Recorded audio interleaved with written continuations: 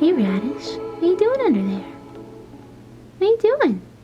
Hey guys, Sharon here of Rainbow Spice, and today I wanted to talk about cottagecore. So this is something trending amongst the internet that either you know all about it already, or you've seen it, you've heard of it, and you're like, I don't really know what that is. So cottagecore is an internet subculture.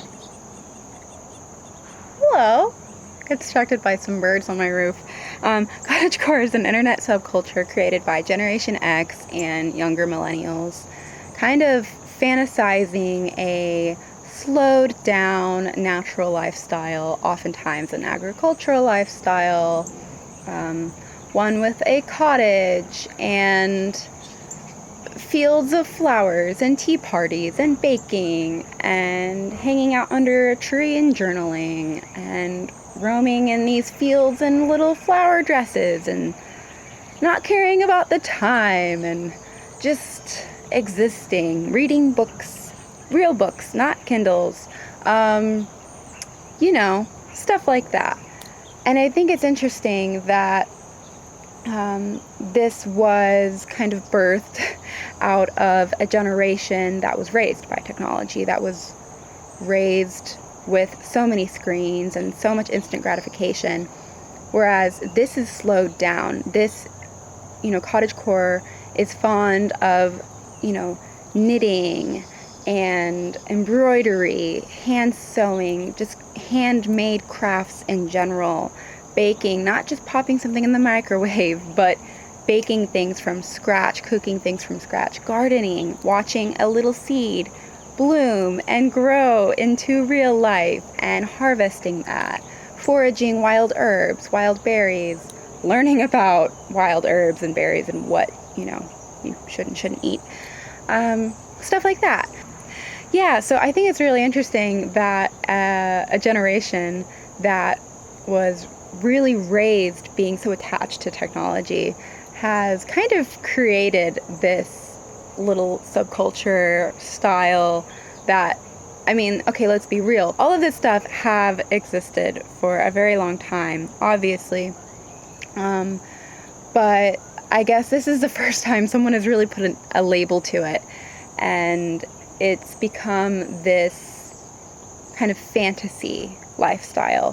One that we realize, most people can't live without their email and without their alarms and, all of these things, and that's fine. But what cottagecore is really about is just kind of slowing down and taking the time to be with yourself and to bake and to,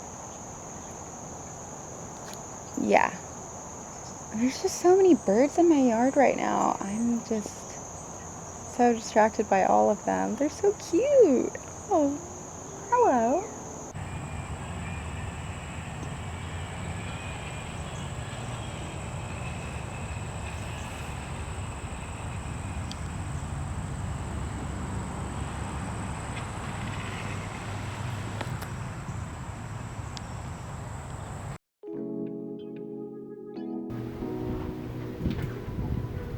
This bag really goes with everything, and I decided to pair this kind of flouncy, frilly top that's very 90s with this little mini skirt and my rubber boots with the little frilly socks.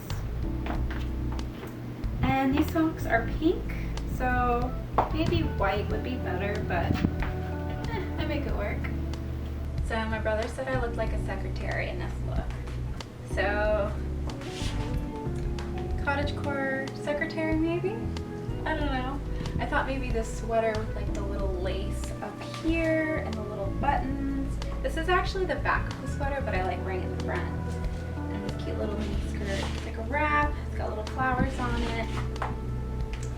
And I don't know if these shoes are very like cottagey, but whatever.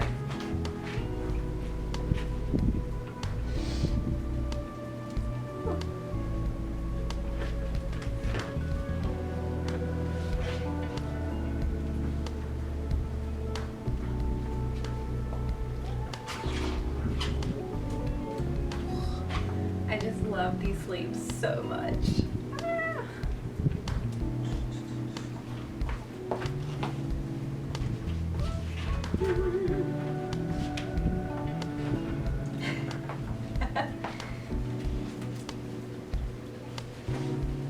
Yeah, I like this idea of unbuttoning the bottom part of the dress. I think it's really cute, the slip under it. And I could even put a different kind of flowy skirt under it. Maybe even this one that I wore earlier. Or if I want to do double floral, I can do that. Just kind of have like a little peep of another pattern. That could be fun. But right now I think I like this, and the high, knee-high docks make them a little bit edgy. So that's kind of fun. Okay, this is the same slip but reversed over it. I think it's kind of fun. Not sure if it's like cottagecore or whatever. At this point, I'm just kind of running with this kind of idea and making it my own.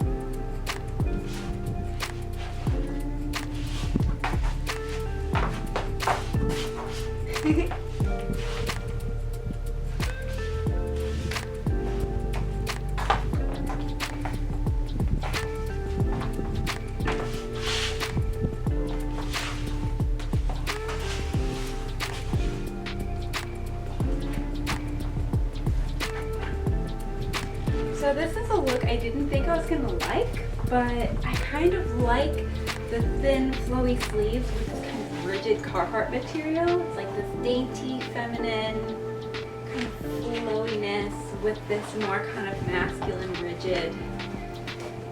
Yeah, I don't know. I think it works. Yeah, and it's just like super breezy. So if I get hot, it's just like a breeze can come and I'm just like, ah, yes.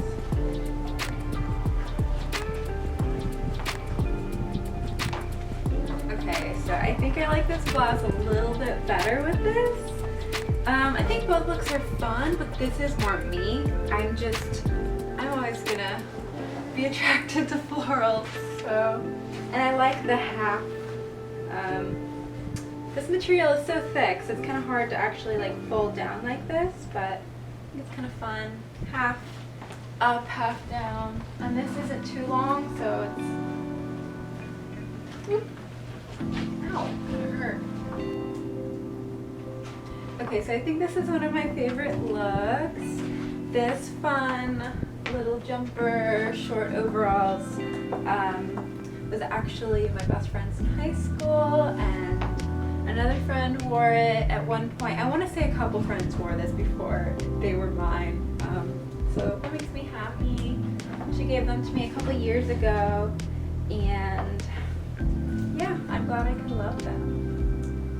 And this shirt is also quite old. I mean, everything I'm wearing is actually hand-me-downs or thrifted, so that makes me happy. Alright, so which one do you guys like better? This one or the one before? The one before is definitely more nostalgic for me.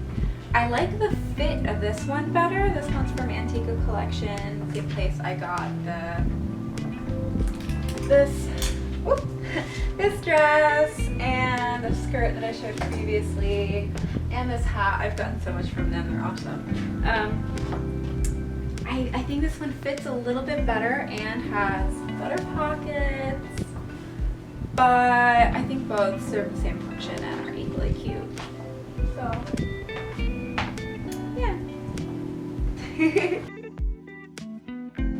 Alright, you guys, so I'm gonna make some banana muffins. I'm gonna mash these babies up in here and mix a little bit of this coconut flour with this gluten-free flour. Well, both of them are gluten-free, but half and half.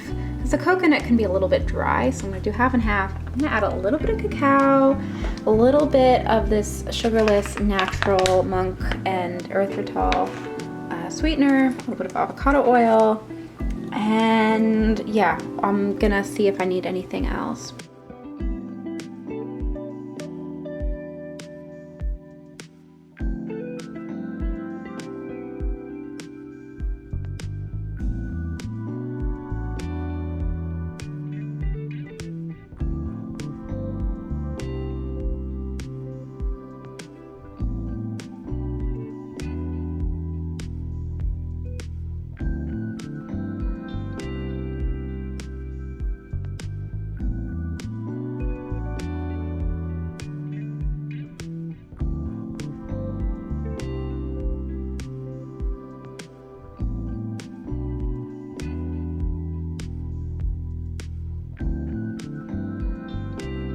So the batter looks weird, but that doesn't matter. I just pulled up a random vegan banana muffin recipe on Google, and yeah, I'm gonna put them in these silicone muffin tins. These are freaking awesome. I love them. Here's the finished product of my banana muffins.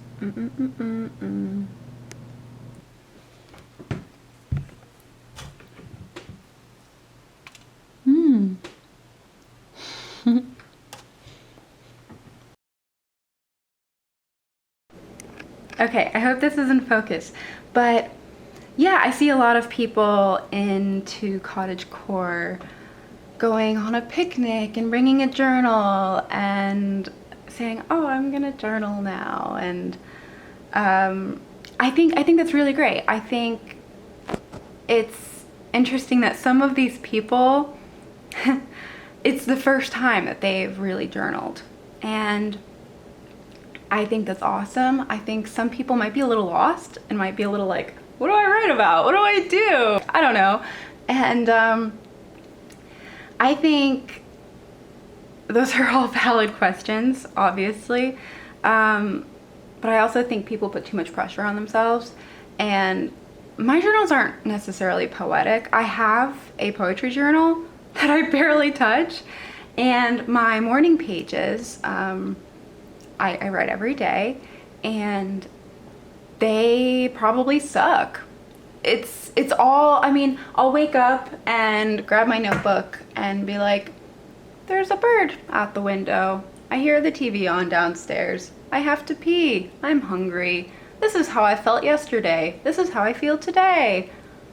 My leg itches. I mean, some of the writing is not good. It's not good, but that's not what it's about. It's not supposed to be art. It's literally having a dialogue with yourself. And the more you can introduce that, the more you can talk to yourself freely and openly, you will just feel so much better. I mean, I'm speaking from my own experience here.